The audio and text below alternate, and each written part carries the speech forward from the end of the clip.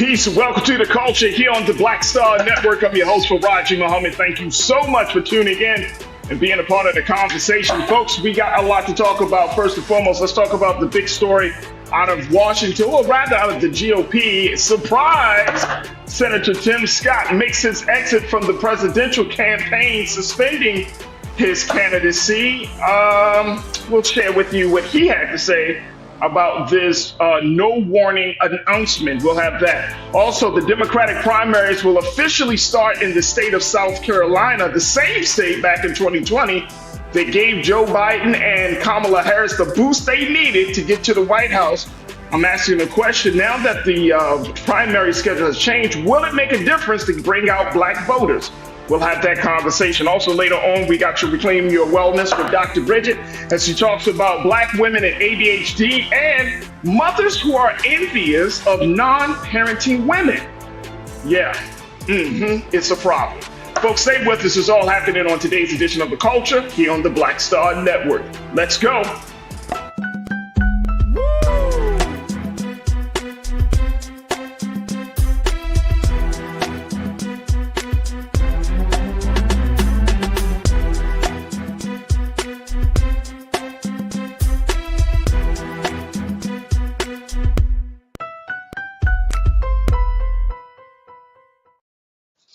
All right, folks, welcome to The Culture here on the Black Star Network. I'm your host, Farajii Muhammad. Thank you so much for tuning in and being a part of the conversation. Happy Monday. Happy Monday. Yeah, can we get some horns for that? Because it is Monday and people are up. There we go. Folks, happy Monday. We got a lot to talk about, but just want to let you know that we are streaming on Black Star Network, our home platform right now. So make sure you do your due diligence. Go to blackstarnetwork.com, download the app for free, and more importantly, give.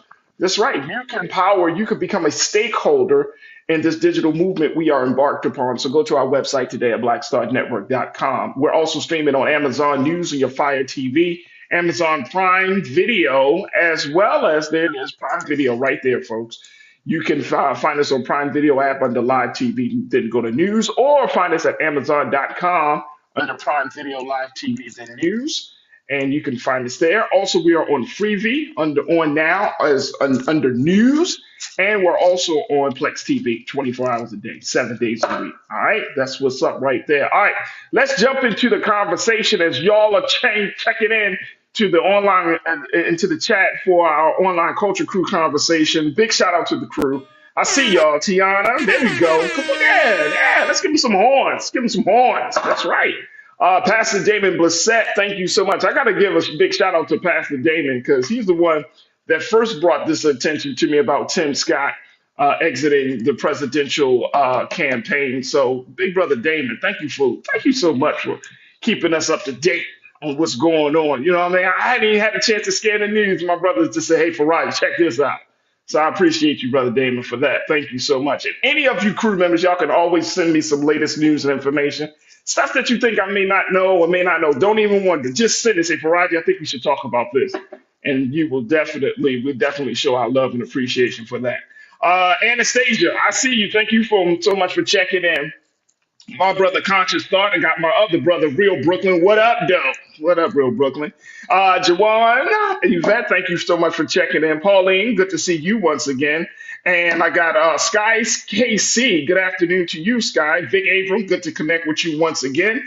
And so many of you are checking in. All right, folks, let's talk a little bit about this. We're going to take a quick pause in a moment. But let's at least just throw it out there. Are you really surprised that Senator Tim Scott of South Carolina has decided to, quote unquote, suspend his presidential campaign? Here's the thing I never understood. They always use the term suspend, and I always thought to myself, like, suspend? Sounds like he's just ending it. But maybe he's going to pick it back up, or any candidate picks it back up. But more importantly, he decides to suspend his campaign, and as a result of that, it dwindles down the number of viable candidates in this race for the GOP nomination. Now, let me just share with you very quickly why Mr. Scott decided to. Matter of fact, I'm gonna just wait. I want y'all to just bask in this because I know some of us. For Tim Scott, he opened up his mouth. Woosah. We got to take a quick, just a quick breath because he just opens up his mouth sometimes to say the wildest things. So we're going to just take a moment to let this marinate, to let him know. And I told y'all, folks, that this was going to happen, not because I'm not feeling Mr. Scott, but it's just simply because he's not creating any waves. He didn't really stand out among all of these candidates. He didn't really apply pressure. So I'm not surprised at all. Are you surprised? Are y'all really surprised? Y'all let me know. Join us in the conversation. We're streaming live on YouTube on the Roland Martin's YouTube page. Crew, let me know what your take on this. Do you think that this is going to make a difference? This is going to change anything? What do you make of this? Senator Tim Scott suspends his campaign for being president. He essentially says it's not his time. I would think that. I would agree. I would agree. But for other reasons, not for the reasons that he pointed out. We're going to take a quick pause. When we come forward, I'm going to share with you what he had to say. And of course, get your take. Also, we got to talk about the Democratic primaries has officially been decided upon. The schedule, why the schedule is so important. And more importantly, will it make a difference to get black voters out? I'm going to share with you the latest about that. So stay with us. Still got a lot to talk about in this first half of the culture here on the Black Star Network.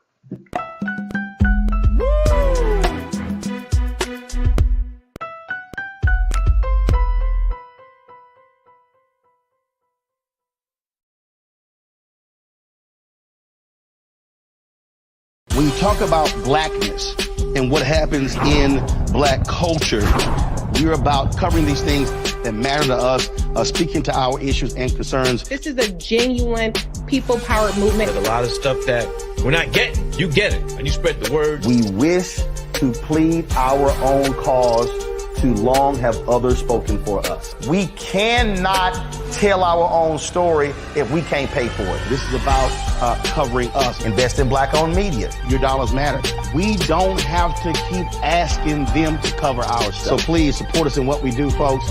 We want to hit 2,000 people, $50 this month, raise $100,000. We're behind 100,000, so we want to hit that. Y'all money makes this possible. Check some money orders. Go to P.O. Box 57196, Washington, D.C. 20037-0196. The Cash App is $RM Unfiltered. PayPal is R Martin Unfiltered. Venmo is RM Unfiltered. Zelle is Roland at RolandSMartin.com.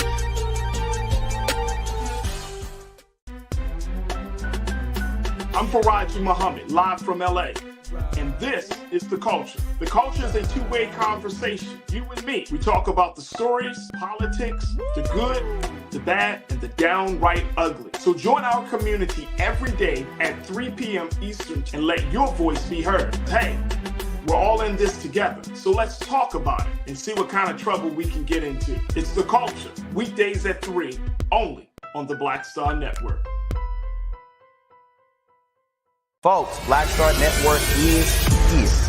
Oh, no punches! I'm real revolutionary right now. Support this man, Black Media. He makes sure that our stories are told. Thank you for being the voice of Black America, Roland. Stay black. I love y'all. All momentum we have now, we have to keep this going. The video looks phenomenal. See, this difference between Black Star Network and black-owned media and something like CNN. You can't be black-owned media and be scared. It's time to be smart.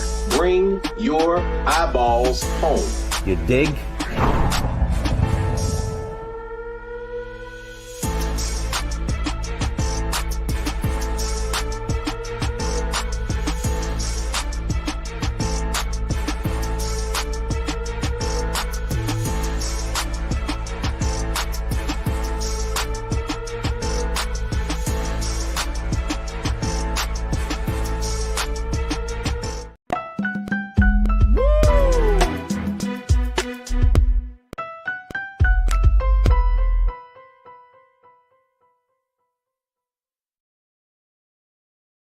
All right, folks, welcome back to The Culture here on the Black Star Network. I'm your host, Farajii Muhammad. We're talking about the somewhat, sort of, kind of, maybe kind of surprise that Senator Tim Scott of South Carolina has decided to suspend his presidential ambitions. There he is. There's Timmy. There's Timmy.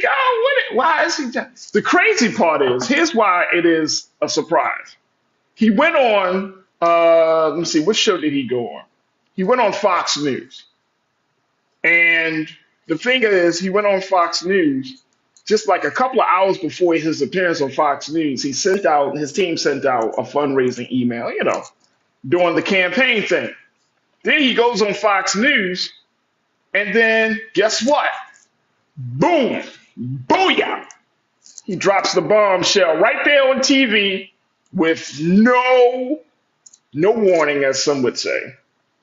He said, quote, let's throw this quote up in there, and let's listen. He said, he was announced Sunday that he dropped out of the Republican presidential campaign. He shocked the TV interviewer and he even his own campaign staff with an abrupt departure from the race. He said, when I go back to Iowa, it will not be as a political presidential candidate. I am suspending my campaign. He said this is on an appearance on former GOP's Representative Trey Gowdy's Fox News program. He said, I think the voters who are the most remarkable people on the planet have been really clear that they're telling me not now.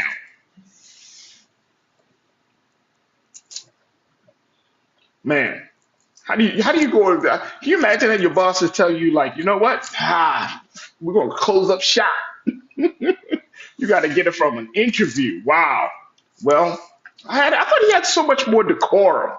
I thought Tim Scott was that guy. Anyway, yeah, he announced it on TV that he was suspending his campaign. He says not now, not his time. And to be honest, y'all, I don't think it'll ever be Tim Scott's time. I think his time it is what it is. Conscious thought, you checked in, my brother. You said, was Tim Scott really ever actually? Was he really ever? I love how you put that, bro. Was he really ever actually in the race for the GOP nomination for president? Yes, of course he was. Of course he was. Let me just say, that GOP initial round of candidates was probably the most diverse group of contenders for the GOP nomination in their history. It's probably one of the most diverse groups. So y'all do with that as you may. But he added to that diversity. Nate Smith, you said the real question, what happens now to Tim Scott's girlfriend? Come on, Nate. No, don't start no trouble. Thank you, Nate, for bringing that up. He got a new girlfriend. What happens to her girlfriend? Who else in here? Brother Damon, my brother, you said, regardless of political affiliation, it's sad to see his talking points about being black in this country. I wonder where his head is at, Farajii. I think that's a great point. I think that Brother Damon, his whole conversation, his whole thought pattern and logic about there's no racism in this country, it just seemed like you on a different planet, bro. Like you just so out of touch of where we are. And as a person who I thought, I've seen black Republicans. I've seen them. I've listened to them, and they will at least acknowledge that there is some racism, that America has a race problem, right, Brother Damon? But then at the same time, this guy is just not even acknowledging that. And that just goes to show me, if you can't acknowledge that, and then just because you acknowledge something doesn't mean that, it's the worst thing in the world. You just simply pointing out something that is a reality for a lot of people.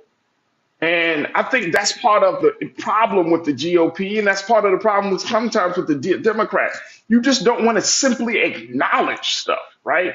Like everybody's existence, everyone's reality is not the same. So for you, Tim Scott, your experience as being a black man, I know your story, and it's interesting that you say that because your story is one of struggle. You understand the hardships.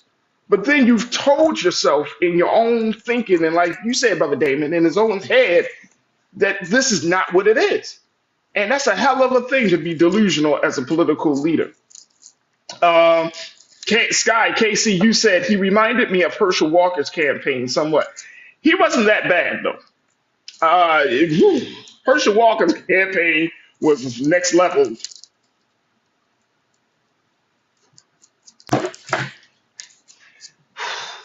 I mean, his campaign was next level, like scary. You know what I'm saying? Like next level scary.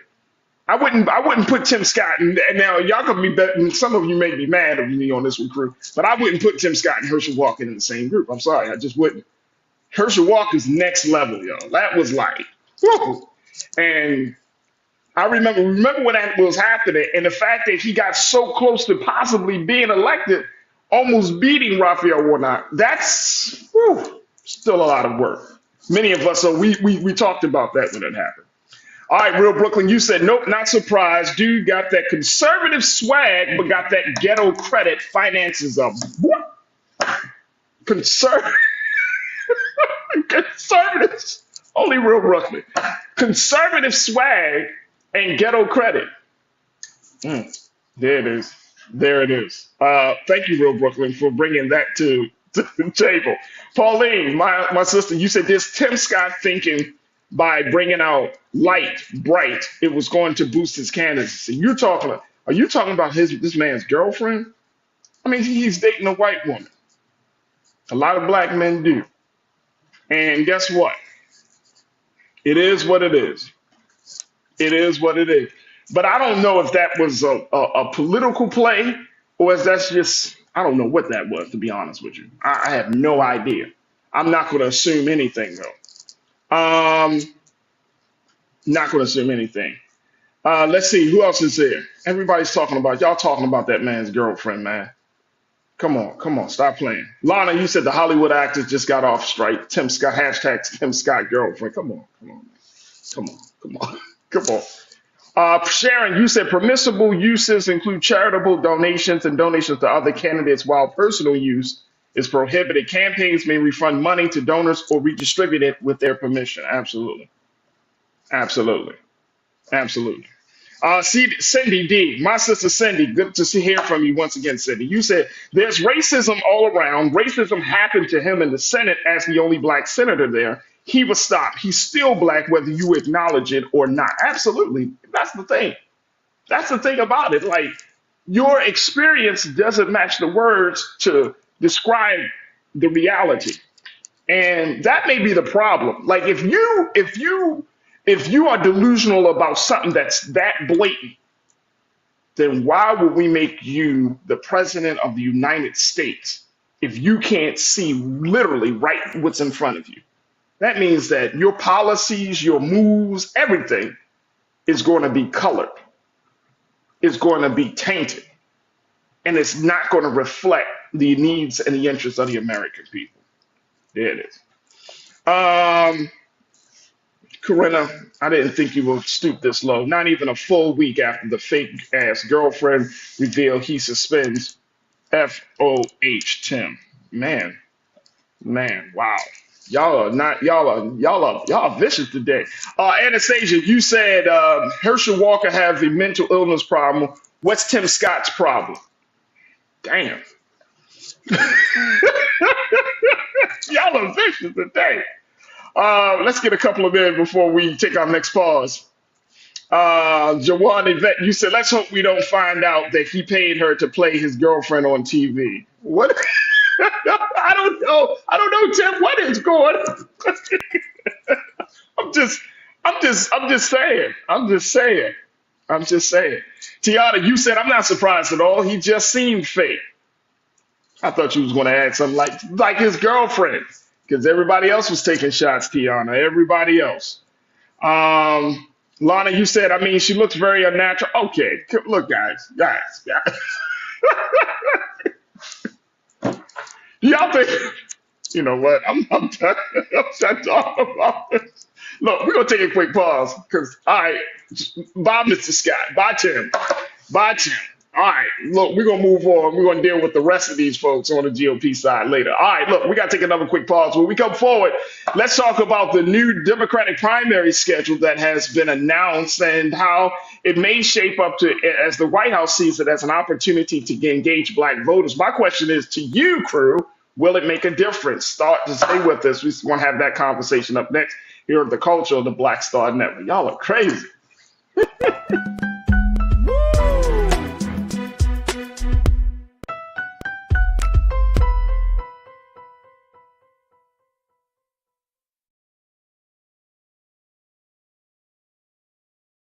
Folks, Black Star Network is here. I'm real revolutionary right now. Support this man, Black Media. He makes sure that our stories are told. Thank you for being the voice of Black America, Roland. I love y'all. All momentum we have now, we have to keep this going. The video looks phenomenal. See, there's a difference between Black Star Network and black-owned media and something like CNN. You can't be black-owned media and be scared. It's time to be smart. Bring your eyeballs home. You dig?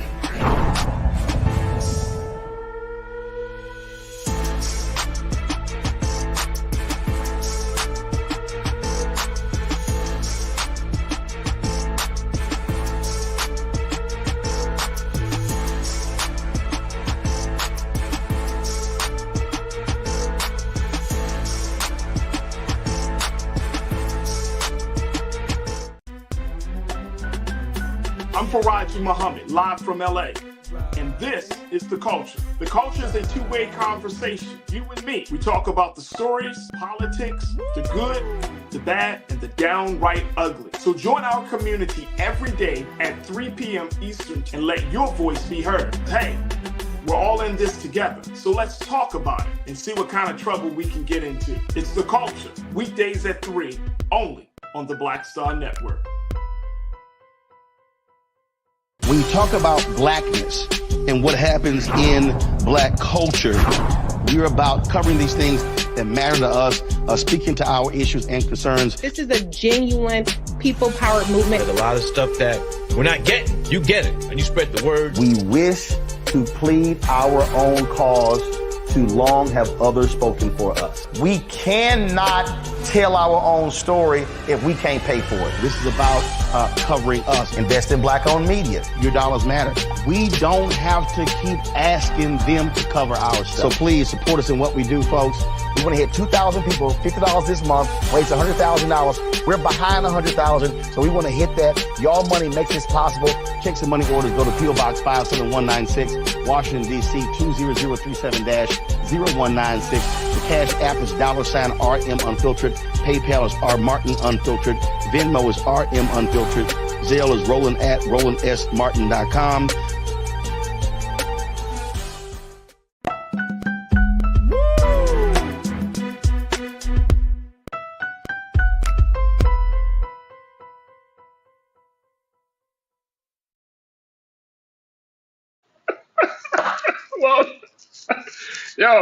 Well, welcome back. Welcome back. Y'all are just really going in. I keep reading these comments that y'all are posted in the chat right now, and I cannot stop laughing. Like, man, first, I can only imagine what RMU is going to look like tonight.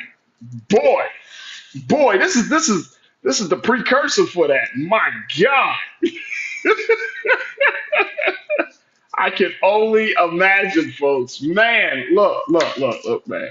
And see, this is the problem. See, we wanted, you know what? It would be awesome to get black Republicans like a Tim Scott on this network, but it won't happen now. It will not happen now. It will not happen. Man, oh man. There we go. Y'all going in. All right, let's talk a little bit about, okay, now that Tim Scott is out, let's talk about, let's go from GOP to the Democrats, folks. Can we do that? All right, so the Democrats here is now looking forward to the 2024 primary season because they did some changes there. Y'all know that normally the Democratic primary season starts in Iowa, right? The state of Iowa. Well, because of some technical glitches and some other things that were happening for the 2020 election, now it has been proposed and has been accepted by the Democratic National Committee to now make South Carolina as the first stop in the Democratic primary season. And so, there was a report that Vice President Kamala Harris has officially filed paperwork to put President Biden on the South Carolina's ballot to kick off the 2024 Democratic primary. And so, with South Carolina being the number one spot, that first primary is going to be on February the 3rd, and then 3 days later is going to be followed by the state of Nevada. Now, of course, we know down in South Carolina, Representative Jim Clyburn, one of the leading black voices in Congress, as well as the man who turned the tide for President Joe Biden and Vice President Kamala Harris. They owe a debt of gratitude to this man because y'all remember President Biden was trailing, like he was trailing. Then he had a conversation with Jim Clyburn. Jim Clyburn said, "Look, man, I'm gonna get some black folks behind you." They had a conversation. I don't know what they talked about. They had a conversation, and then it looks like everything just turned. It just went after that primary in South Carolina. I don't know if y'all would have been paying attention, but to y'all political wonks out there like me, when I saw it and I saw him winning, it was just like a night and day situation in the campaign. He just started winning. Biden started winning, winning, winning, winning, winning. So South Carolina is a huge part of this administration's legacy and a huge part of their future. And that's what they're banking on. They're banking on the fact that they can get the same type of vote to come on out. Now, here's my question. Will it make a difference, folks? Will it make a difference? Now, when Vice President Kamala Harris, she came into the state on Friday. Let me share this piece from NBC News. Take a look at this, folks. She flew to South Carolina on Friday to file the paperwork where she put putting President Joe Biden on the 2024 presidential ballot of the state, which will lead off the Democratic presidential primary thanks to a White House-led schedule overhaul meant to better empower Black voters. Harris was joined in the state capitol by South Carolina Representative Jim Clyburn, one of the leading Black voices in Congress. She said it was South Carolina that created the path to the White House for Joe Biden and me. I'm here to say thank you. Let's do it again. So she knows that. Now, also on hand was DNC Chair Jamie Harrison. Let me share this with you as well. If y'all can go to the DNC's website to take a look at this, but take a look at this. Let's pull up quote 2, please, Lise. Thank you. The DNC approved a new 2024 calendar where South Carolina's primary on February 3rd will be followed 3 days later by Nevada. The schedule also moves Michigan into the group of early states voting before Super Tuesday on March 5th, when most of the rest of the country holds primaries. Yeah. So the big part of this is that this switch, it happened because it will also give a better analysis, because of the diversity of South Carolina is over 50% Black. So it becomes now that South Carolina was that major state in the 2020 election that turned the tide is now becoming the litmus test because they have a huge population of Black folks in the state that the administration can rely upon. So I want to get your take. Will it make a difference? Post your comments in the chat as we're talking about this new Democratic presidential primary schedule. And y'all can go to the DNC website to take a look at all of the states, that will be having their primaries. And that will be the determining factor. Let me go back to what y'all are saying. Tiana, you said they need to get boots on the ground now and reach out to Black men. Absolutely. Amen. Amen to that. Absolutely. Real Brooklyn, you said Republicans are sticking with the traditional roles for Iowa and New Hampshire for their presidential primary in 2024. But Democrats have for years been looking to promote more diverse states. Excellent point. That's a great point, Real Brooklyn. And I think it may work in this way. The thing is, will we respond? Will we respond? Because of this shift and because of this change, will it cause more Black voters to get involved? Now, I know my sister Corinne is in the chat. She always talks about this. Getting Black folks involved. Will we respond to the change? Now, I'm very interested to see how this is going to play out. And I got to take another pause. I'm very interested because if you got South Carolina, then what we say, Nevada, we got Nevada next. We're talking about Michigan, and all of this before Super Tuesday in March, on March the 5th. This may be a game changer. This may be a game changer, but South Carolina is going to be that one. South Carolina is going to be that one. Look, I got to take another quick pause. When we come forward, let's get more of your thoughts on this. Do you think this will make a difference as we talk about the Democratic primary presidential schedule?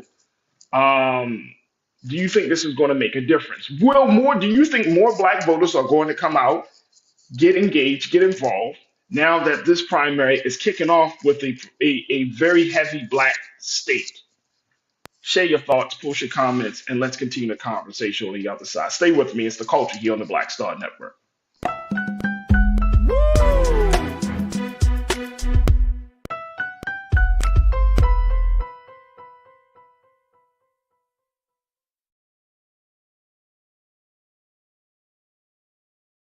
Pull up a chair, take your seat. The Black Tape with me, Dr. Greg Carr, here on the Black Star Network. Every week, we'll take a deeper dive into the world we're living in. Join the conversation only on the Black Star Network.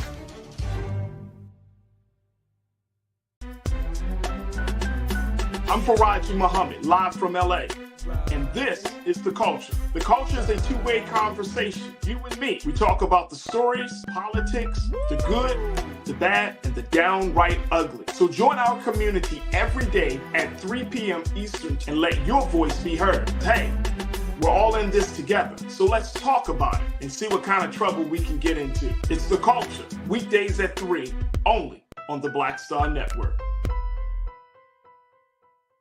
When you talk about blackness and what happens in black culture, we're about covering these things that matter to us, speaking to our issues and concerns. This is a genuine people-powered movement. There's a lot of stuff that we're not getting. You get it, and you spread the word. We wish to plead our own cause.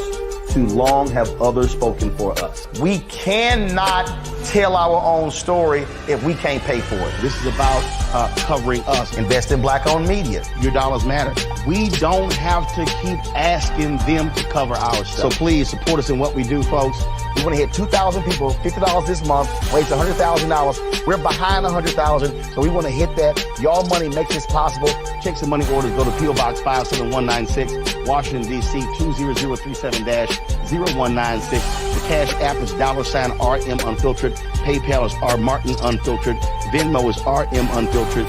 Zelle is Roland at RolandSMartin.com. Folks, Black Star Network is here.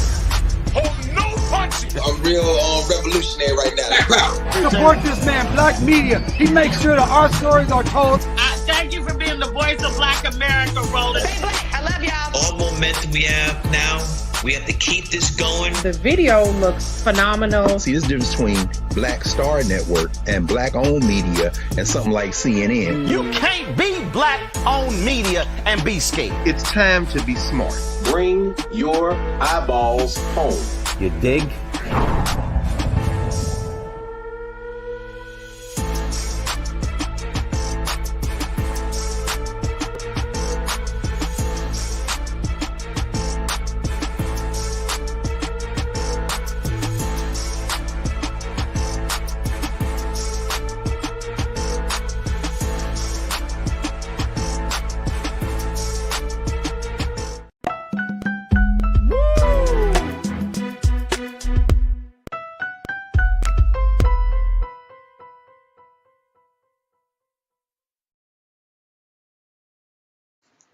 All right, folks, welcome back to The Culture here on the Black Star Network. I'm your host, Farajii Muhammad. Thank you so much for checking in.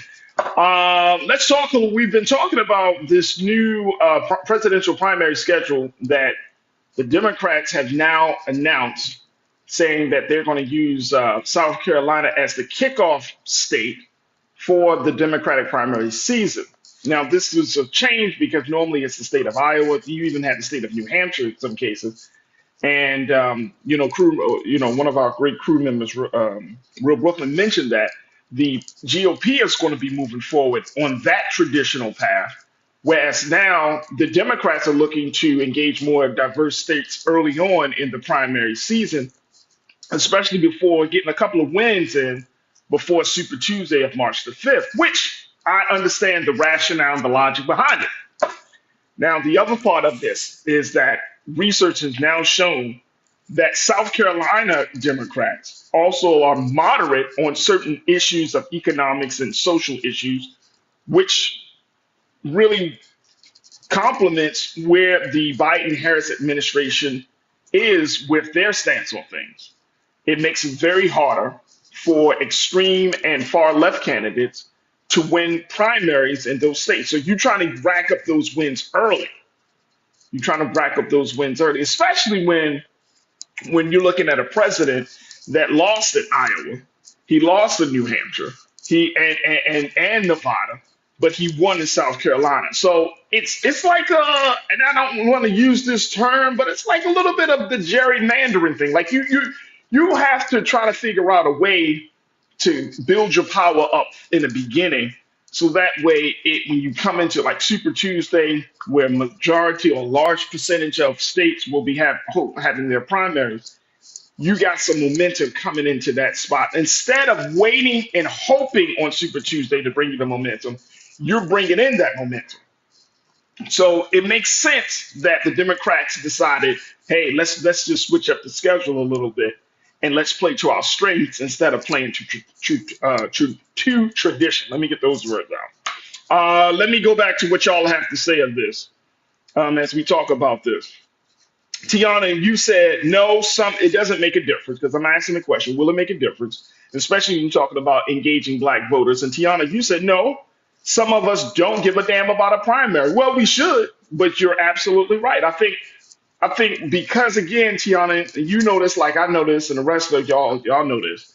We put so much emphasis on the presidential election, like the general election coming out for the general, that we don't talk about like either the congressional elections or the primary elections and how they help to build that momentum. And more importantly, they get us active, right? Like if you are able to go to the poll, people, because some people, I remember every time primaries come around, people be like, but didn't we just vote? I'd be like, yeah, you vote in the primary, then you vote in the general. And like, well, who votes? And then the questions like, who votes in the general, and all of that stuff starts to pop up, right? So to your point, Tiana, that civic engagement, that voter education needs to kick in on that. Great point. Davey, you said, I will not respond. Best of luck to Democrats, but it's a third party from here on out. I respect that, Davey. I totally respect that, man. And, I think this is going to be a very interesting time, because we've been talking, Roland been talking about this, and now a lot of news agencies and a lot of spaces, online, social media, have been talking about this crisis, this trouble that Joe Biden has with black voters in particular, getting black voters to ride along with him for the next 4 years. So I understand, Davey. I understand. Lana, my sister, you said, how will we respond? We are mobilizing on reparations in South Carolina, Illinois, Michigan, Arizona, and Arkansas. Pay attention. That's going to be huge. That's going to be huge if that mobilization is happening, and at the same time that primary season is going. Huge. Monkey Confession. You said agree. Good luck to the Dems. It is not looking good for them. Well, right now they had some good victories in this past election that we just went through last week. So the momentum is certainly there. Maybe with the revamped schedule, that it's going to bring some more momentum there. I'm not going to say that it looks dim for the Democrats right now. I will say that there's particularly a little flicker of light at the end of the tunnel, a little flicker of light. Lee Rice checking in with the crew. You say, what has Biden and Harris done to better the lives of the black community? Well, that's a big question. We talked about a number of things on the show. So, Lee, I would suggest you watch past shows of the culture. Go to Roland Martin Unfiltered. He talks about it. A lot of things that both parties, the president, what the president and vice president has done. More importantly, go to whitehouse.gov. I remember Brother Michael always talks about this, right? Brother Michael and Hotep, one of our great contributors here on the Black Star Network. Just go directly to whitehouse.gov. Y'all want to know what has Biden done, what has Harris done? Go to whitehouse.gov. They will tell you what they've done. It's all laid out, right? They actually have an area. They have a section on there. I think it's been like maybe a couple of weeks since I've been on it, but they have a section on there dealing with Black America. Go to whitehouse.gov. And then let's talk a little bit more if you still got some questions, bro. Corinna, you said it's the not giving a damn about a primary why folks are complaining about Biden right now. Yeah, well, again, voter education, right, Corinna? Like understand that this process of getting out to vote, maybe voting twice within a given year, all of this stuff, just understanding the process. Absolutely. And you also said all the hits on Biden being the nominee, but you didn't vote in the damn primary. when there were so many other choices. No vote in the primary equals a choice you don't get to make. And no vote is a choice, right? Like when you don't vote, then you are voting for something and you're not voting for something else. I'll just let y'all just kind of let that sit there right there. Jawan, you said, I think it will ultimately make a difference to give Dems the momentum, as you said, Farajii. I'm not looking third party just yet, especially since there's no real path to 270 for most third party candidates. You're talking about the electoral college vote. Yeah, absolutely.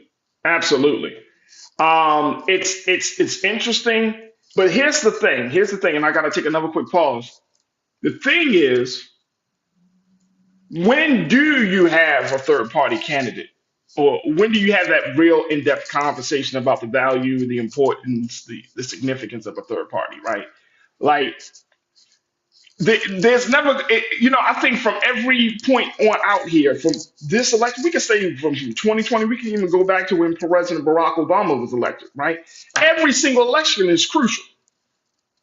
So when do you have the conversation about a third party candidate, right? Without disturbing the vital importance of any election from this point forward. When do you have that? They might have said the same thing back in the 80s, like, oh, you can't have a third party because it will be. So when do you have the conversation? Or do we not just have the conversation? Did I just open up another topic? I hate when I do that sometimes. But yeah, when do we have the conversation? When do we have it? Well, I guess when a viable candidate, but it's like chicken and the egg thing very quickly. It's like, okay, do you have the conversation about a third party when you see a viable third party candidate? But then, or do you create the conversation to cultivate the space for a third party candidate to emerge? It's interesting. It's interesting, Jawan, and I appreciate you bringing up that point. It's very interesting because it's like at any point, a third party candidate is not going to be accepted, welcomed. They're not going to be the ones that's going to be loved on, right? At any point. And we're seeing it. We got a Dr. Cornel West.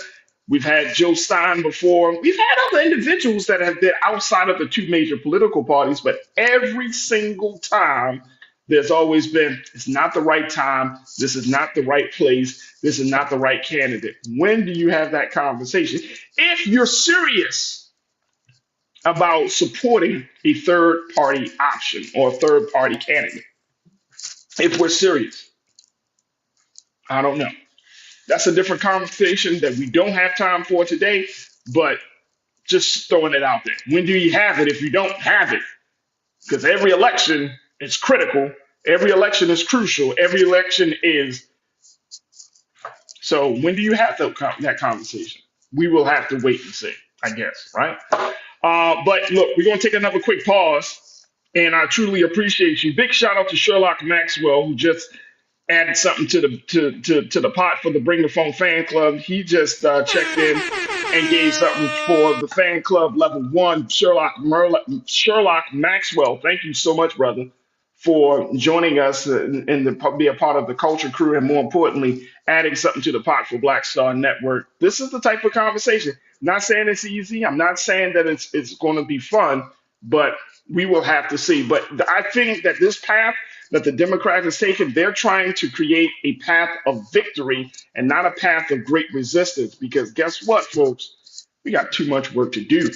Still a lot of work that needs to be done. So we will put that we'll just put this on the back burner, take a quick pause. When we come forward, let's talk about our health and wellness. Let's check in with Dr. Bridget and, of course, with you. Stay with us. It's The Culture here on the Black Star Network.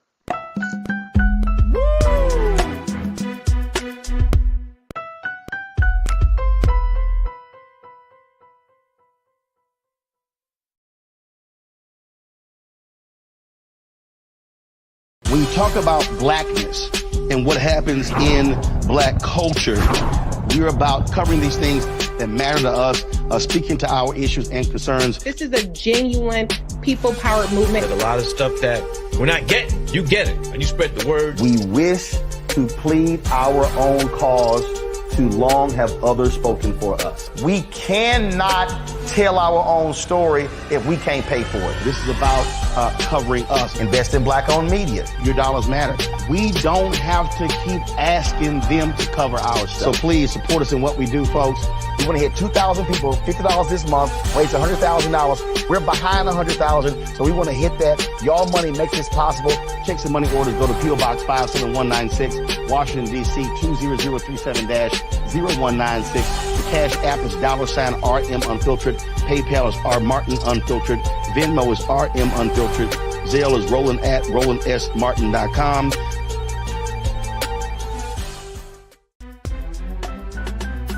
I'm Farajii Muhammad, live from LA. And this is The Culture. The Culture is a two-way conversation. You and me. We talk about the stories, politics, the good, the bad, and the downright ugly. So join our community every day at 3 p.m. Eastern and let your voice be heard. Hey, we're all in this together. So let's talk about it and see what kind of trouble we can get into. It's The Culture. Weekdays at 3, only on the Black Star Network. Folks, Black Star Network is here. Oh, no punching! I'm real revolutionary right now. Support this man, Black Media. He makes sure that our stories are told. Thank you for being the voice of Black America, Roland. Stay black. I love y'all. All momentum we have now, we have to keep this going. The video looks phenomenal. See, this difference between Black Star Network and black-owned media and something like CNN. You can't be black-owned media and be scared. It's time to be smart. Bring your eyeballs home. You dig?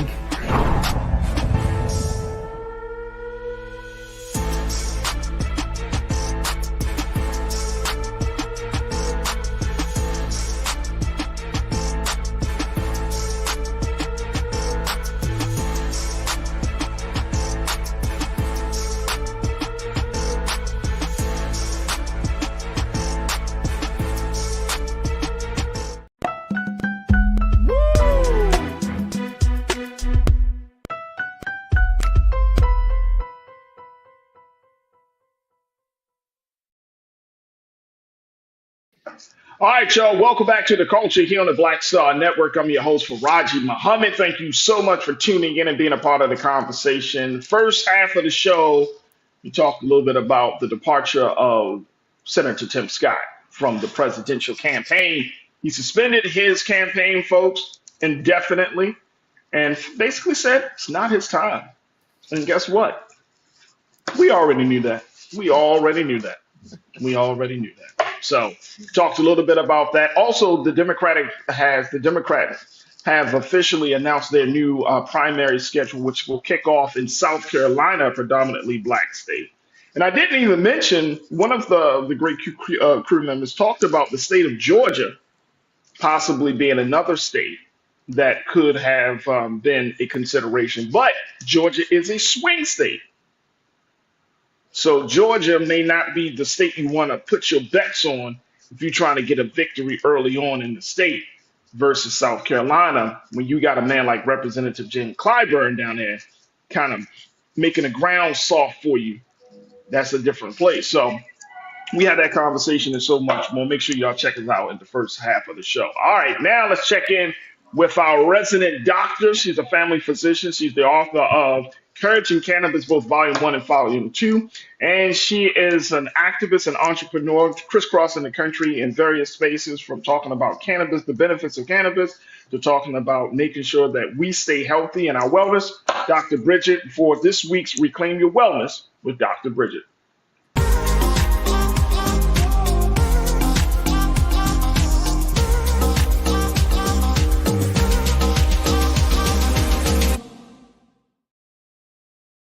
All right, good afternoon, Doc. How are you?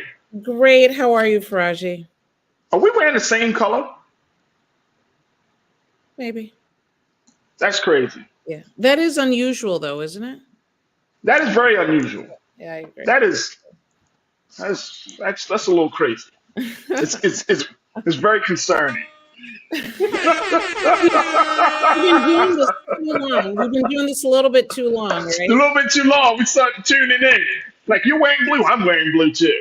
Doc, how are you this afternoon? Good. Always busy, but excited to talk about our topic today and Yeah. interaction with you. All right. So the first one I brought to your attention, and Yes. I actually thought that yo, when y'all tell you when I bring things to Doc's attention, I could kind of get a sense of whether she's like feeling it or she's not feeling No. It's not. it. But No. That's not no, true. it's not that. I'm just joking with you now. But here's the thing. This is a topic that I actually hear a lot of women talking about, Yes. right? Um, Mothers who are becoming envious of non-parenting women. This is interesting. This is interesting. This came up because artist Queen Naja, she's a Hmm. singer, but she's been a mother since the age of 19. She's still trying to learn who she is in the midst of raising two boys. Now she's 28 now, but she's been a parent, a mom since for the past 9 years. Hmm. And she says that this when she was discussing motherhood and being very frank and candid about it, she finds herself being envious of people who don't have kids. She says, quote, sometimes I envy the girls that get to wake up with no kids and like literally get to design the apartment they want and literally just go and do whatever they want. Right. What is this a sign of? Because I've heard a lot of women say this and talk about this. What are we looking at here with this? Is this some sort of, I mean, I don't know if there's a medical term for this, but what is this that we're looking at now? The medical term is just blatant honesty. I think she's really, is that bad? I think she's willing to say what we often are. There's a stigma around saying, I'm tired of these damn kids. There's a stigma around that. You're a bad parent. I'm just being honest. So I to hear the fact that this actually caught enough attention to be published in Essence magazine tells you the stigma around saying something like that, right? The way that people feel about it, the way that they feel women should be, Stepford wives and excited about every little moment their child has. We're evolving as a culture. And the fact of the matter is, it's always been assumed that women are supposed to, part of what makes you desirable as a woman is being Mm. married and having children. If you aren't able to do one of those, then you are less desirable as a woman. And so it's something that we're not allowed to talk about. But the fact of the matter is she brings it up. She talks about the fact that, particularly if you start out as a young parent, I think it's even more of an issue because she hasn't had the opportunity to evolve as an individual, and has spent her late teens and early 20s being in a space where she's always having to think about another human life, and that's not easy. So is this a sign? I know we got to take another quick pause, but I'm wondering, is this a sign that sometimes you can have children at too young of an age, even though you might be quote unquote old enough, even at 18, or some people say, okay, if you're 18, you're an adult in some cases. If you're 21, you're an adult. If you're 25, you're an adult. But there can actually be a time where having children might be premature for your own personal growth and development. Is that the case too? Well, 100%. I mean, the fact of the matter Okay. is, I think it does depend on the person, right? And so there are 18 and 21-year-olds where this fits perfectly for who they are and what they want out of life. But we're in a different phase in time where women we're a little bit more conscious of who we are as just human beings and what we might want out of life. So I don't want to say yes, this age is too young, because for some it's, I've talked to women where they're really happy they had their children young because now they hit, late 30s going into their 40s and their kids are adults, and they feel like they're living their best life. But then that also meant they had to grow up with their children. And of course, women that have children later many times have they were, living their best life, and at what is it? Down in Atlanta that they canceled, that I gave you a hard time talking about. Oh, Freak Nick. Yeah, they did Freak. Yeah, we had a little argument about Freaknik. So, but they're down at Freaknik, living their best life, and when they have established their career and they've moved forward, then they're ready to have children. There's no perfect time for anyone. But the fact of the matter is, I think the important part here is that there's a trend, and that 44% of participants in a recent study decided they were unlikely to have children because they didn't want to do that. And that's probably more the point. All right, so we got to take another quick pause. When we come forward, I want to delve deeper into that news, that statistic you just shared, Doc, and so much more. Ladies in the chat, I want to get your take. I want y'all to be like completely honest with us here. Do you agree with this? Do you find yourself, or did you find yourself kind of being a little jealous and envious of women who didn't have children, as versus you, if you had children early in life and whatnot? You may be far removed from that. Your children may be grown, but do you remember their time being that way? And how do we not make women feel bad about being mothers? Let's have a conversation about this and so much more related to our sisters. Stay with us. We're just getting started with Doc here on The Culture on the Black Star Network.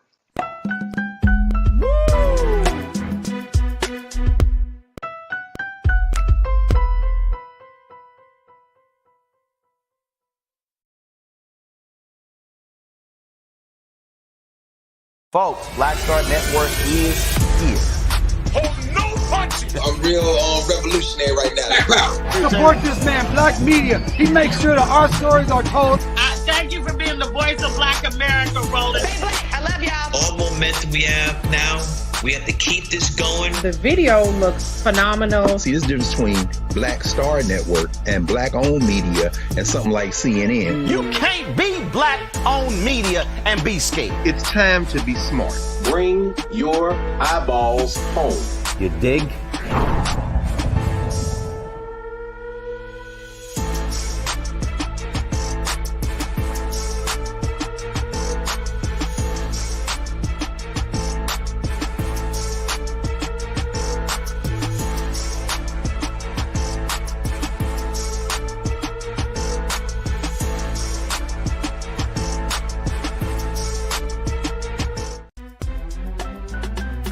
I'm Farajii Muhammad, live from LA. And this is The Culture. The Culture is a two-way conversation. You and me. We talk about the stories, politics, the good, the bad, and the downright ugly. So join our community every day at 3 p.m. Eastern and let your voice be heard. Hey, we're all in this together. So let's talk about it and see what kind of trouble we can get into. It's The Culture, weekdays at 3, only on the Black Star Network. When you talk about blackness and what happens in black culture, we're about covering these things that matter to us, speaking to our issues and concerns. This is a genuine people-powered movement. There's a lot of stuff that we're not getting. You get it, and you spread the word. We wish to plead our own cause. Too long have others spoken for us. We cannot tell our own story if we can't pay for it. This is about covering us. Invest in black-owned media. Your dollars matter. We don't have to keep asking them to cover our stuff. So please support us in what we do, folks. We want to hit 2,000 people, $50 this month, raise $100,000. We're behind 100,000, so we want to hit that. Y'all money makes this possible. Checks and money orders go to P.O. Box 57196, Washington, D.C. 20037-0196. The Cash App is $RM Unfiltered. PayPal is R Martin Unfiltered. Venmo is RM Unfiltered. Zelle is Roland at RolandSMartin.com.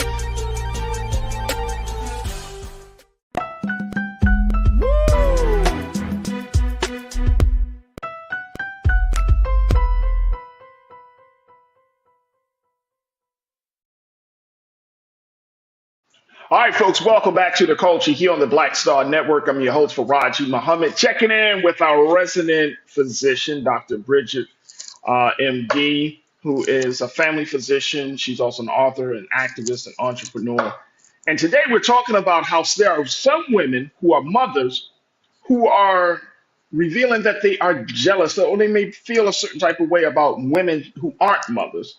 This is Mhm. based on a recent interview that the singer Queen Naja had, where she revealed at 28 years old that she is envious of women who don't have children, who can just get up and go and live their life the way they want to live. When she started having children at the young age of 19 years old. So I think that one, it takes a lot of courage for a sister like Queen Naja to even admit that, right? Like, because like you just eloquently pointed out, Doc, there is this view that women should love motherhood. Mhm. That women, of course, we know that y'all have the capacity to be mothers, right? Most of you, and but you got to really have the desire, like every day it has to be in you, like I'm gonna be a mother. And then there's also this view that when you do have children, that you're going to give it your all. And let me, as a dad, Doc, and I know I can speak for some of the guys out there. I'm not giving all of myself to my children, just all of my time, all because I am still a different person. I am still my own person, right? And I love my children, my son and my daughter. I want to, of course, be there for them. But at the end of the day, like I gotta look at myself. I do not want to, and this is part of the reason why I don't want more children, because it's like I'm getting a little selfish now. My children are growing up. Mhm. My time is more important to me than anything else, especially as you grow up, right? Like money come and go, but time, once you spend it, that you will never get it back. So it's like I'm looking at life differently now. Right. So let's talk a little bit about this because you're right. I think a lot of women catch unfortunate flack for just simply wanting to be honest with themselves. What's your I take? would even say that, I have a 19-year-old, right? So, talking about 19, and I want to say she might have been 13 when she was like, I'm not having kids. And I was like, so I felt like I was somehow a failure, that I obviously misrepresented motherhood in some way that made her think that this wasn't the best thing ever. But she was like, I want to do me. And I was like, you're 13. What is me? Well, I don't even understand. Right. But I think she's also, her peers are saying this. And now that Mm, she's 19, she hasn't really changed her mind. I think, and what she actually ends up doing, who knows, right? But I think there is a space for women to say, I want a different life, and that I am not defined by being married or by having children. And right. this is not a place that we've been at ever before. And that's a great point. That's an excellent point, right? Like I think that it's okay for women to redefine what it means to be a woman. I don't Hmm. think a man can speak on that. I think only women have to, y'all have to come to, it may not be a collective consciousness, but at the end of the day, y'all redefine. I think each woman should have the power and the agency to say, okay, this works for me, this doesn't work for me, and that's okay. And Right. any man that comes into that woman's life should either accept it or hit the road. And I've seen the opposite of that. I've seen people that I know well, that the woman decided she wanted to be married, did not want to have kids. He went along with it literally right after the wedding. He's talking about having kids when she made it very clear. And then the tension starts. And what does she do? She ends up having kids because she doesn't want to lose her marriage. And so That's foul. That's foul, Doc. That's wrong. it was a little foul. That's foul. It was. I don't Really. get that. I'm gonna be honest with you. I But don't that's get that. not the First, only bro, time I've seen that. It you said happened. that was the That's only time that happened. No, it's not. I've seen this happen. Oh wow. And I've seen, where the woman's like, no, that's not what I want. And I think the husband thinks, oh, you're saying that now. You won't feel that way later. Yeah. And then the tension really starts, and it's a horrible place to be in. And so we're looking at things differently. The world is different. So, in doing a little bit of extra research in preparing for this topic, I came across 6 reasons why more and more Black women are opting to remain child free. Okay. All right, now before you even get to that, because I want to make sure we can. Now I know you're about to drop some jewels on us right now. We got to take another quick pause. Let me just throw Sure. this, get a couple of comments in very quickly. Dr. Sarah Williams, my sister, thank you so much for checking in. You said I had my twins in my late 30s and at times wondered if I missed out on elements of career and social growth. Rather, 19, 29, 39, or beyond, the grass at times can appear, or beyond, the grass at times can appear greener. It always appears greener, doesn't it? Yeah, I mean, Always. always. So you can't, the ones without children are sitting around saying, "Oh, y'all feel that way because I was feeling that way about you." It's the grass is always green. That's true, right? So No, that's you real. That's you real. have But to see, here's the thing, enjoy. though. Here's the thing, very quickly. When people and I hear you, Dr. Sarah, because I think that I think this happens with women, and I think it happens with men too. Mhm. Um, but then when we do get into a space of being career oriented, like we spend most of our adult years chasing the bag or chasing that next big position or whatever the case may be, or social growth, as Dr. Sarah mentioned, like we start to feel like something is missing, right? And Mhm. then now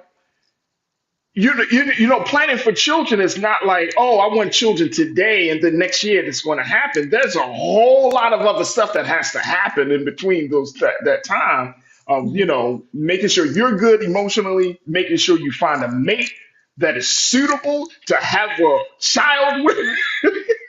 You're saying that like people plan that well. Now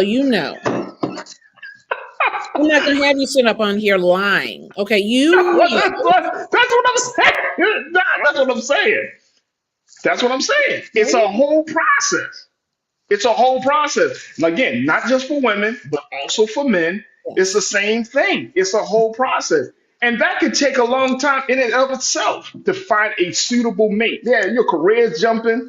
Now, because I hear some people, some women, they might be like, all right, my career's good. I'm living in this dope place. I got my great social network. Let me just find me a man and let me just put him he's like a puzzle piece Hmm. when he Men should do, be the X factor. yeah, yeah, men do that too. But I had Men a do that too. conversation with a family that I'm working with earlier today, and they adopted a child.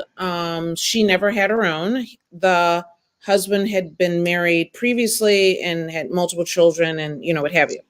But she wanted to have a child, with her husband. And so they ended up adopting. The child has a lot of severe mental health issues. And in the course of working with them today, I asked her, "How are you?" Mm, And, she's, it's a struggle. So I says, "Well, how is your husband?" And her response was, "He gets to go to work." mm, And I just let that sit there for a minute because he deals with it, but he gets to escape every day, right? And mm. she says, "And plus, I'm the mom, so I have to take this all on myself." We gotta take a break. I want to let that sit. I want to let that sit. To all the men out there, we gotta let that sit. Woo, that's Mhm. heavy.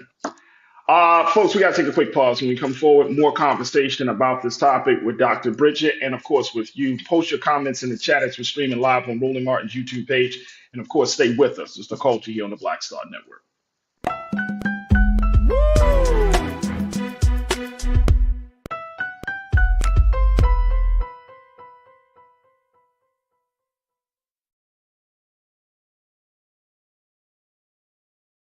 Pull up a chair, take your seat. The Black Tape with me, Dr. Greg Carr, here on the Black Star Network. Every week, we'll take a deeper dive into the world we're living in. Join the conversation only on the Black Star Network.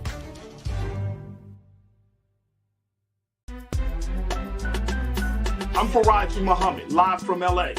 And this is The Culture. The Culture is a two-way conversation. You and me. We talk about the stories, politics, the good, the bad, and the downright ugly. So join our community every day at 3 p.m. Eastern and let your voice be heard. Hey, We're all in this together. So let's talk about it and see what kind of trouble we can get into. It's The Culture, weekdays at 3, only on the Black Star Network.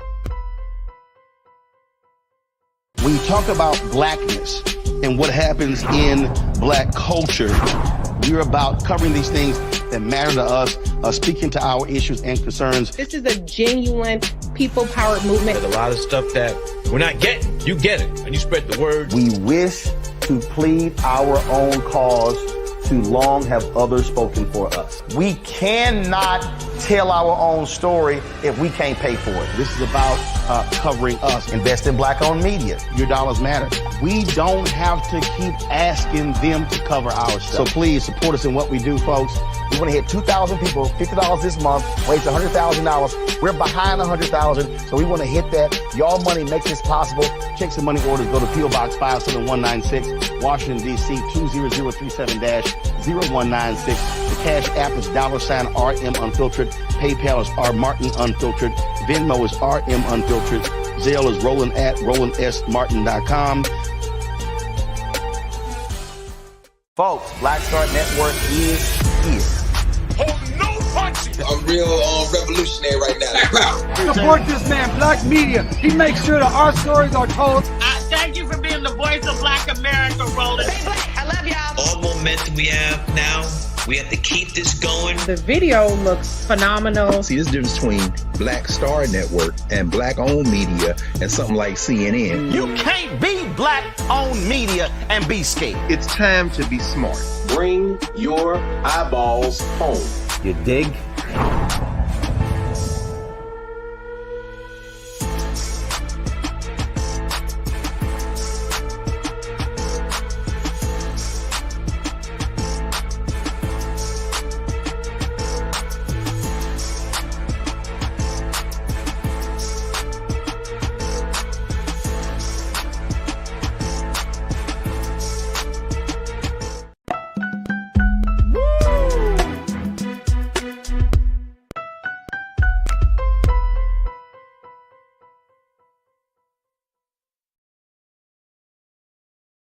All right, folks, welcome back to the show. Welcome to The Culture here on the Black Star Network. I've been talking to our doctor, Dr. Bridget MD, about this topic of women who are envious of other women, mothers who are envious of non-parenting women, and how this has opened up a large, like, Pandora's box within our chat, Doc. Let me just say that, because there are so many complexities, and one, as a man and as a dad, just keeping in mind that there's a lot of sensitivity around this topic, right?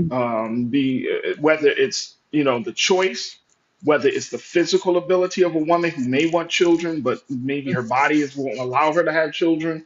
It's a lot of sensitivity around, like I said, the personal choices that a person makes at a young age versus what they're going to make at an older age. You're talking also about, something that Big Brother Willie Frazier, one of our culture crew members, brought up. He said he knows some women whose mother abandons them, maybe because of the envy of being single. So you're talking about now a certain level of abuse that comes into the picture because a woman finds out when she has children, she's resentful, she becomes bitter, angry, and wants to take it out on the children. We don't talk about it as much. We harp on black men leaving the household. But there are a number of black women and women in general who will leave the household because of whether it's post-traumatic stress or just leaving the household because that's not what they thought. They felt like, I thought I wanted this life. I don't. Yeah, they don't get the support, the Right. The relationship isn't working out well, and they're burdened. They feel like they're still young, and how do they get into this situation where they're, have such a heavy weight? Nothing was what they expected. And I have seen quite a bit of that as well. Having, a diverse patient population, but always having a large Black female population in my medical practice, I see a lot of scenarios go down. And I see the inside aspect to it, right? And so when a woman ends up choosing to leave the children with her spouse, ex-spouse, father, the father of the kids, whatever it may be, the stigma around that is a burden, right? And is very difficult. But the fact of the matter is we're evolving, we're different than, Black women in this country used to not just raise their own kids, they were raising the white folks' kids, right? And they had the burden of taking on children was a part of the identity of who we were as Black women. And we're in a different place. And what used to be seen as selfish when Black women would say, I'm going to take care of myself. I'm going on trips with my friends. We're taking some of the liberty that we've seen some of our spouses take, that we've seen some of the Black men take, where they hang out with their friends. They're out on Friday nights. A good friend of mine, when she got married, her husband said, great, we're getting married, but keep in mind, I'm out with my boys every weekend. And for the first probably 5 years, she accepted that. I know. Damn. Every weekend. Every weekend. Every weekend? So I was like, how married are you? Right? And so wait a minute, hold up. Maybe it's just me, dog. There's stuff going on here, Farajii. I'm about to say, like, there's got to be some other stuff happening, because if my fine ass wife is home, I'm not hanging out with the sausage fest. Well, who knows who he's hanging out with?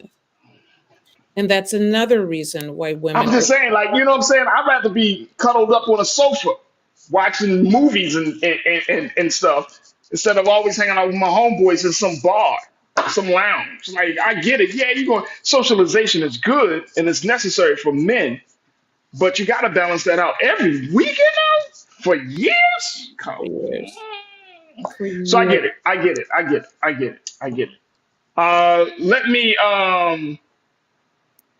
Let me share some more other thoughts around this, because I think that part of the stigma is our cultural influences, like we've been talking about, right?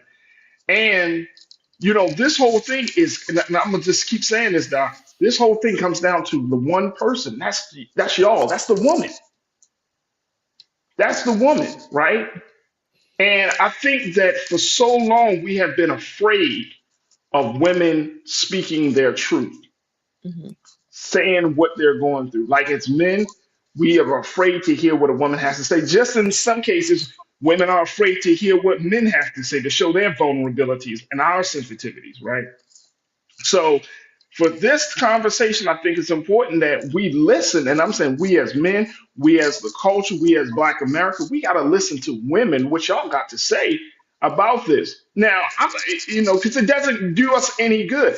I would rather for a woman to be honest about where she is on the motherhood conversation. Like, if she says she doesn't want to be a mother, that's fine, sister. If you want to be the favorite auntie, that's fine, because motherhood is going to test you. And I would rather for a woman to be honest and say, you know what, this is not working out for me, versus putting this agenda on her like, oh no, we got to build the Black family. We got to build the Black community. That's all well and good. But you want to build it with somebody who actually wants to do it, right, who has the desire to do it. There's no exit, not a reasonable exit, right? So once you're in this space, you have the commitment. And we often say for the next 18 years, but we all know your kids are not grown at 18. And some of them are not grown at 30.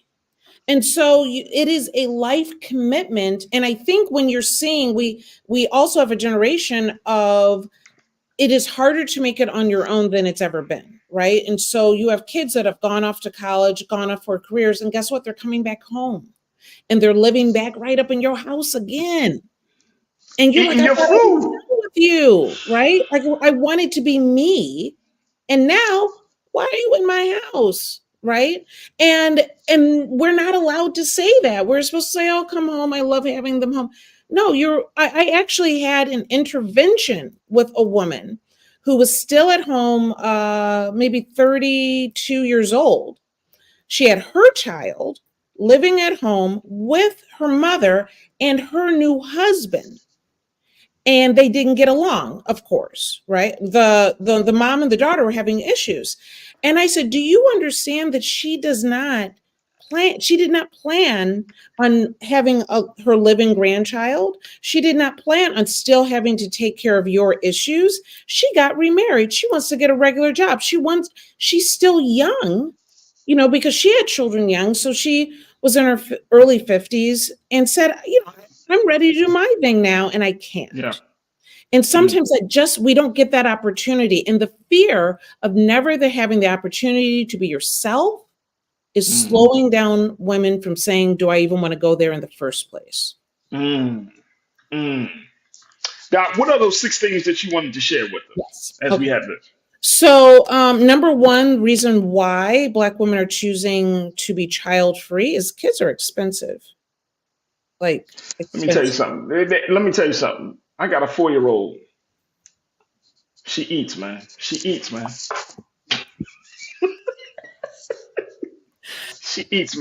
You gotta have that 4-year-old is not eating that much. I mean, my 10-year-old act like he's 21, man. He has a black hole for his stomach.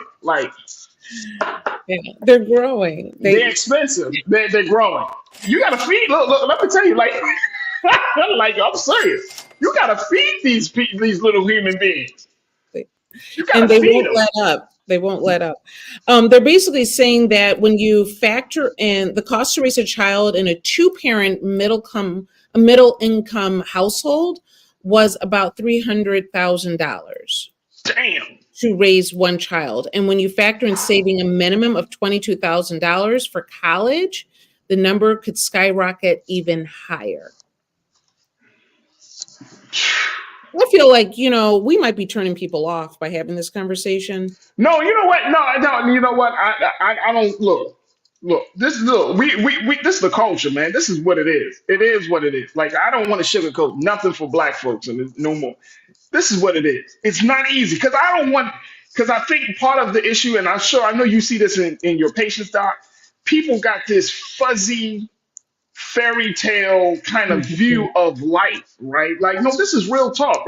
Having children is a beautiful thing. If you want to have children, I wanted to be a dad, so it's as much as I can make jokes about, but I love my children. I love that. But at the end of the day, it costs. And this is part of the decision making of being an adult. It's going to cost you to have little human beings running around you in your space. It's going to cost you. If you can't deal with that, man, please rethink rethink. Be honest. Be honest. Don't do this. Don't make them big decisions because of somebody else or you think the culture will want you to do it. It's good for the people. You got to make that decision for yourself first. And if anything, I would say make sure it's a decision. Make sure it is meaning that too many people end up pregnant, to be totally honest with you, right? And it doesn't have to be that way. So making it a decision to have children when you're ready at that time makes a huge difference how you feel about it at every phase of your life, because this was your choice. Right. So making that effort is really important. The second thing, and I don't really see this as being true, but they said that the struggle to breastfeed is a real issue.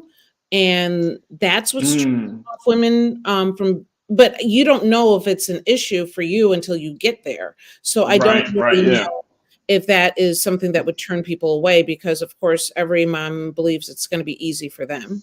Right. So, but apparently there's another reason. More than half of mothers admitted that breastfeeding was more challenging than they expected. And to be honest, for Black women, the resources are sparse, very sparse. They don't even, I saw it with myself. I've seen it with patients. You're supposed to have these lactation consultants and they support you and they kind of look at you like, well, you're Black, you do this every day. They just don't even give you the attention that they give the white counterpart. So, but that's something you wouldn't know until you're already there, Yeah. The third one is they just don't want them kids, period. Women have always been expected to have to be mothers, and we're at a phase where there's so many options for women now. There's so many educational, so many resources that we can choose a different way of being. Absolutely. We're going to take a quick pause because I got to take another break. When we come back, let's get the last three of that list, and then the doc might be able to cover a little bit about Black women and ADHD and that conversation. Solutions Radio, I see what you're saying. Conversations like this are a form of neo-colonialism. Really? Wait, what? What's that mean? Neo-colonialism? Because we're talking about the pros and cons and talking about choice. Come on. No, it's not a what? No. This is not neo-colonial. This is having very real talks. If you were sitting in Dr. Bridget's, let's just do a two-shot with me and Doc real quick. If we were sitting in Dr. Bridget's office and and she was talking to a couple and they talked about having a baby, she would say the same damn thing. Like, look, these are some of the things that you need to consider. Mm-hmm. Here's the pros, here's the cons. Are you prepared for this? Or are you prepared for that? And the fact is, we never have that conversation. I don't think not as a mass. No, not in mass. Not culturally, because we want to kind of act as if these dynamics don't exist. Mm-hmm. And I think people are afraid of the fact that women might be unhappy. I'm tired of the abuse. I'm tired of us having conversations. We'll have cultural conversations about talking about the mother who yells at her children, who curses at her children. Mm-hmm. But you don't know that back in her head, she probably resents her children because she felt like she was compelled or forced to be there. Let's take the steam out of that. Or why is she yelling at the child like that? Maybe because she lay down with a man that she thought she knew and all of that stuff. Let's take the steam out of that. There you go. That's the truth. And now you're stuck with this person that never respected you, or you have these issues with, and now you have this child with them. The fact of the matter is, I'm curious how many women ever that have children in the audience ever really thought about it was never an option for me. I never really thought about, I'm not going to, because I grew up in a time where, again, my value is based on, despite the fact that, I'm a physician and education, what have you, my value was based on being married and having children. I got engaged and I was getting married 2 weeks after my medical school graduation. People cared less about me graduating from medical school, but I was getting married and I was marrying another physician, and now I had value. Wow. And I was in that moment like, y'all are kind of messed up, aren't you? Because why is this more important than the work that I've been doing over the last umpteen years? And I thought it was odd at the time. So many women probably never even thought not having children was a choice. So to be honest, you can call it what you want. I celebrate a woman that thinks about what's right for her. Let's take a pause right there. Stay with us. It's The Culture here on the Black Star Network.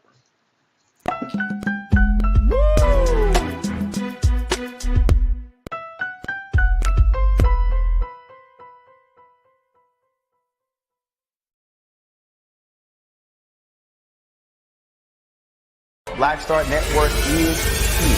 Oh, no punch! I'm real revolutionary right now. Thank you for being the voice of Black America. All momentum we have now, we have to keep this going. The video looks phenomenal. See, this difference between Black Star Network and Black-owned media and something like CNN. You can't be Black-owned media and be scared. It's time to be smart. Bring your eyeballs home. You dig? When you talk about blackness and what happens in Black culture, we're about covering these things that matter to us, speaking to our issues and concerns. This is a genuine people-powered movement. There's a lot of stuff that we're not getting. You get it, and you spread the word. We wish to plead our own cause too long have others spoken for us. We cannot tell our own story if we can't pay for it. This is about covering us. Invest in Black-owned media. Your dollars matter. We don't have to keep asking them to cover our stuff. So please support us in what we do, folks. We want to hit 2,000 people, $50 this month, raise $100,000. We're behind 100,000, so we want to hit that. Y'all money makes this possible. Check some money orders. Go to P.O. Box 57196, Washington, D.C. 20037-0196. The Cash App is $RM Unfiltered. PayPal is R Martin Unfiltered. Venmo is RM Unfiltered. Zelle is Roland at RolandSMartin.com.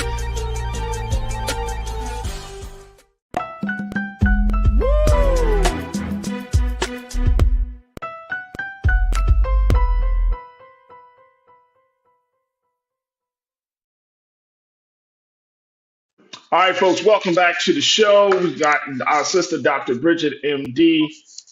Doc, this is the big conversation that we've been having. I'm sorry, I knew I feel bad because I know that we'll do it next week. Yeah. But this is such a big conversation. It's a lot of layers to this. Yeah, And I am really, really grateful that I'm talking to you about this because of not the fact that you're just a mother, but just the fact that you understand the complexities as a woman, as a doctor. There's a lot that's taking this. What are the final three pieces of those three reasons? So the other piece is that the future is concerning, right? When you look at racism in this country, when we think about, the issues that we've talked about from the beginning, Farajii, about our children being afraid of being shot, about being discriminated against, about That's real. things have gotten worse instead of getting That's better, real. right? That's real. And who hasn't sat back and say, oh, I don't want my children to go through this. And for some that are at that pinnacle, some of them are choosing and saying, I don't want my children to go through this. And it's the future is really concerning. Economically, what our choices are, we're swinging back to a point where people are seeking less and less education because it's simply too expensive. And so people are saying, I want to make the choice that will allow a good future, and focusing on oneself and others might be a better way of doing that. Keep in mind, we're also in a place where, as adults, we're sandwiched in when we have children, right? We tend to be the caregiver. We have children later. We're taking care of those children, but we're also taking care of our parents. And so those factors often slow when you are one of those children seeing that difficulty. And it's nearly impossible to afford decent care even as you get older. Some children are sitting back and saying, maybe not. That's heavy. I wasn't thinking about that, but that's heavy. That is a lot of responsibility as an adult child that you carry. You're raising your children, but now you have to go back and provide and take care of your parents in the process. And that's a lot of demands. With That's financial a lot of as demands. well as caring for them. And even when you have siblings and you all know, somehow that sibling doesn't seem to show up for that, right? And so it ends up landing quite often on one child, maybe two, but many times a lot of the burden and stress, just the stress of trying to manage both ends of that falls on you as an adult. And so let alone, what your child might experience, they're watching. And Absolutely. They see that. The next one is maternal mortality rate is too high. Black women are 3 times more likely to die from pregnancy complications than white women. We've seen this before. We've seen issues that Cardi B has had, Serena Williams has had with their pregnancies. And again, it's one thing when, pregnancy obviously is difficult, but many times, no matter how much money you have, getting great care where people see you and are supporting you, it can be difficult, across the board. And you really don't know how your body is or will do until it goes through that experience. Right. Right? Absolutely. Yeah.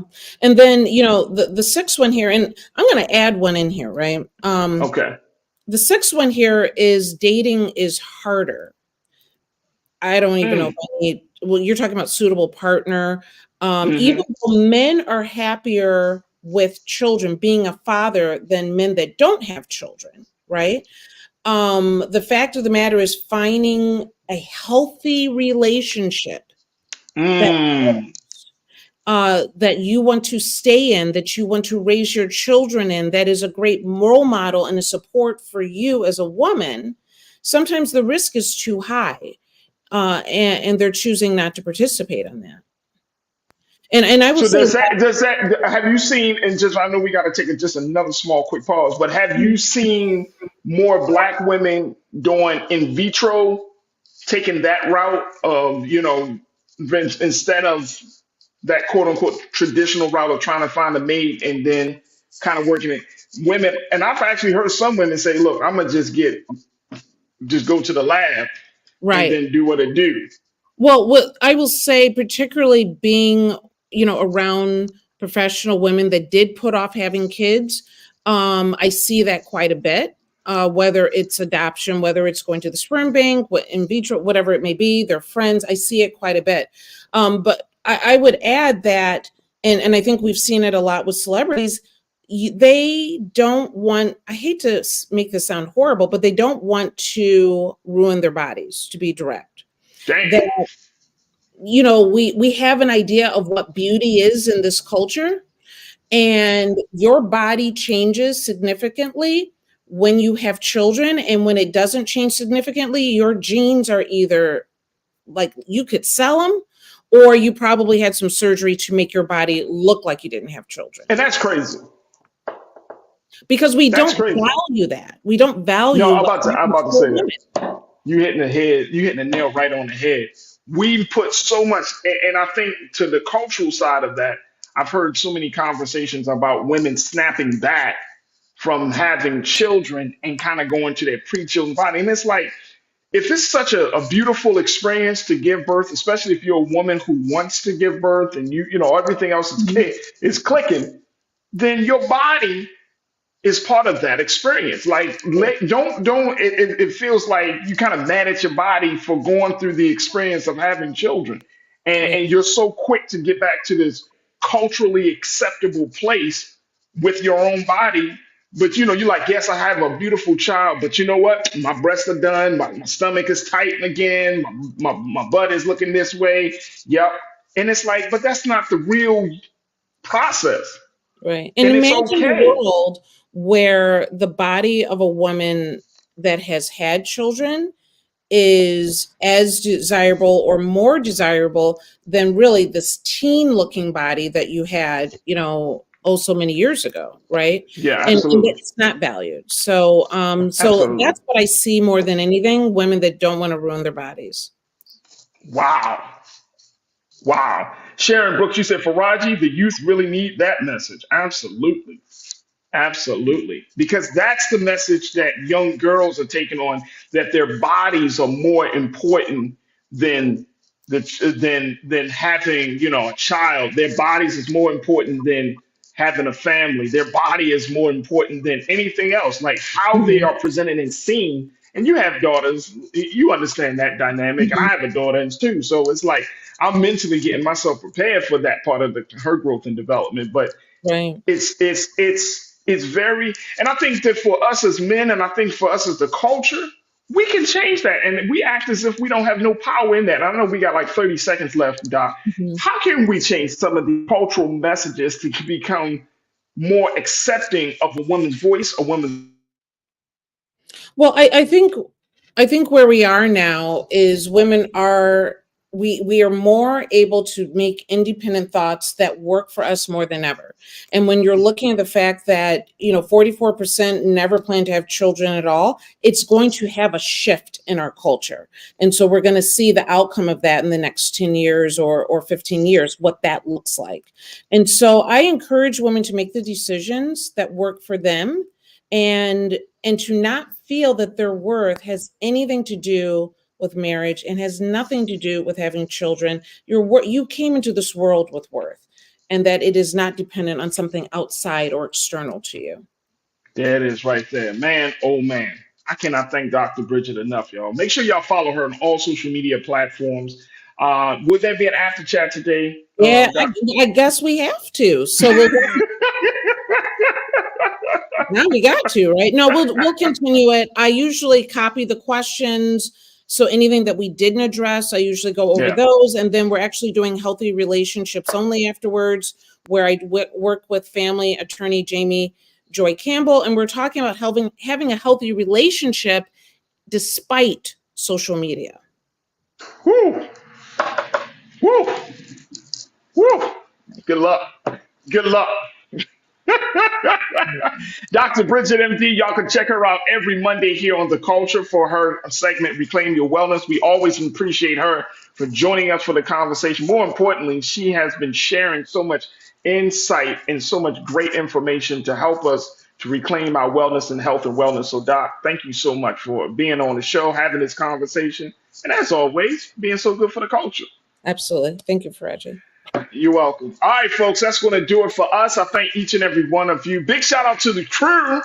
Man, oh man, I love the conversations that we've been having in the chat today. Man, make sure y'all do your due diligence right there. Make sure y'all check us out on blackstarnetwork.com. If you enjoy the conversation, you enjoy this type of discussion, make sure y'all go to our website at blackstarnetwork.com. Download the app for free. Follow us on social media at Black Star Network. And more importantly, please give to help us to continue to power us in this movement. We got a lot of ground to cover on this network. We've been doing our best coming up with programmings and opportunities for us to have these conversations. And so it's awesome that we have this chance to be here today for such a momentous occasion. Also, folks, make sure y'all follow us on follow Brother Roland Martin on all his social media platforms. And of course, follow me at The Real Farajii on Instagram, on my Farajii on Twitter. I'm at The Real Farajii on Threads, and I'm at Farajii Muhammad on Facebook. I would love to connect with y'all as always. All right, folks, that's going to do it for us. Stay tuned. Up next, 6 p.m. Eastern Standard Time is Roland Martin Unfiltered. Big shout out to my dynamic production team for making today's show happen. And let's continue to have these conversations on the other side. Tomorrow, I got some dope guests lined up for you, so you don't want to miss that tomorrow as well. So as always, never be afraid to challenge what's wrong. Stand for what's right while being yourself in the process. God willing, we will talk tomorrow for another exciting edition of The Culture right here, only here, exclusively here on the Black Star Network. Talk to you soon. Peace.